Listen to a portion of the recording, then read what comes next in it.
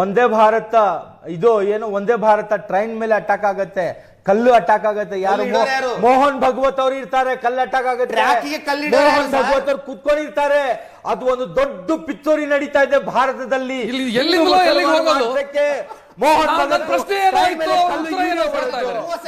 ನೋಡಿ, ಶಿವಾಜಿ ಮೆರವಣಿಗೆ ಮೇಲೆ ಇವರೇ ಕಲ್ಲು ಹೊಡೆಯೋದು, ಹಾಕೋದು ಮುಸಲ್ಮಾನ ಮೇಲೆ.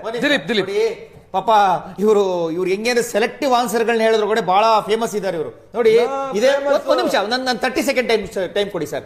ಓಂ ಶಕ್ತಿ ಮೆರವಣಿಗೆ ಮೇಲೆ ಕಲ್ಲೊಡೆದವರು ಹಕ್ರಾಪ್ತು ಅಂದ್ರೆ ಇವ್ರು ಯಾವ ರೀತಿ ಈ ಕಾನೂನನ್ನು ದುರುಪಯೋಗ ಪಡಿಸ್ಕೊಬೇಕು ಅಂತ ಚೆನ್ನಾಗಿ ಗೊತ್ತಿದೆ. ದೊಡ್ಡೋರು ಏನಾದ್ರೂ ಕಲ್ಲೊಡೆದ್ರೆ ಅವ್ರ ಮೇಲೆ ಕೇಸ್ ಆಗುತ್ತೆ, ಅವ್ರ ಮೇಲೆ ಕಾನೂನುಗಳು ಕಠಿಣ ಕ್ರಮಗಳನ್ನ ತೆಗೆದುಕೊಳ್ತಾರೆ. ಅದು ಅಪ್ರಾಪ್ತ ಆದ್ರೆ ಅದರೊಳಗೆ ಬರೋದಿಲ್ಲ. ಒಂದು ಸೆಕೆಂಡ್ ಥಿಂಗು ಸರ್, ಇವತ್ತು ಚಿಕ್ಕಮಂಗ್ಳೂರು ವಿಚಾರ ಹೇಳ್ತಾ ಇದ್ದಾರೆ. ಚಿಕ್ಕಮಂಗ್ಳೂರು ಸಹ ಅಲ್ಲೂ ಅಪ್ರಾಪ್ತರು ಅಂತ ಹೇಳ್ತಿದ್ದಾರೆ.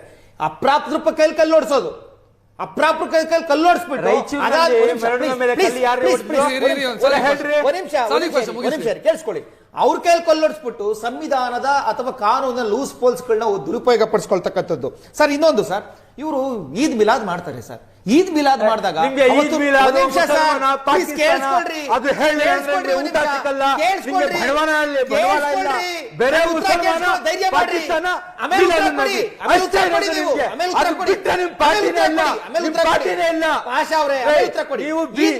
ಕಾಂಗ್ರೆಸ್ ಜೊತೆಗೆ ಫೈಟ್ ಡಿಸ್ಟರ್ಬ್ ಮಾಡಬೇಡಿ. ಈದ್ ಮಿಲಾದ್ ಮೆರವಣಿಗೆ ಮಾಡ್ತಾರೆ ಸರ್. ಈದ್ ಮಿಲಾದ್ ಮೆರವಣಿಗೆ ಮಾಡಿದಾಗ ಎಲ್ಲಾ ಹಿಂದೂ ಸಮಾಜ ಒಂದೇ ಒಂದು ಕಲ್ಲು ಹೊಡೆಯೋದಿಲ್ಲ. ಇದುವರೆಗೂ ಇಡೀ ದೇಶದಲ್ಲಿ ಈದ್ ಮಿಲಾದ್ ಮೆರವಣಿಗೆ ಮೇಲೆ ಕಲ್ಲು ಹೊಡೆದಿಲ್ಲ. ಅಲ್ಲಿ ಡಂಗೂರನ್ನು ಬಾರಿಸ್ತಾರೆ, ಡ್ರಮ್ಸ್ ಬಾರಿಸ್ತಾರೆ, ಡಿಜೆನೂ ಹಾಕೊಂತಾರೆ. ಯಾವತ್ತೂ ಸಹ ಕಲ್ಲು ಹೊಡೆದಿಲ್ಲ. ಅವರಿಗೆ ಜ್ಯೂಸ್ ಕೊಟ್ಟು ಹಣ್ಣು ಹಂಪಲು ಕೊಟ್ಟಿರ್ತಕ್ಕಂಥ ಉದಾಹರಣೆಗಳಿದೆ. ಆದ್ರೆ ಇವರಿಗೆ ಗಣೇಶ ಮೆರವಣಿಗೆ ಬರಂಗಿಲ್ಲ. ಯಾಕೆ ಗೊತ್ತಾ ಸರ್? ಯಾ ಇಲ್ಲ ಅಲ್ಲ ಅಲ್ಲಲ್ಲ ಅಲ್ಲನನ್ನ ಬಿಟ್ಟು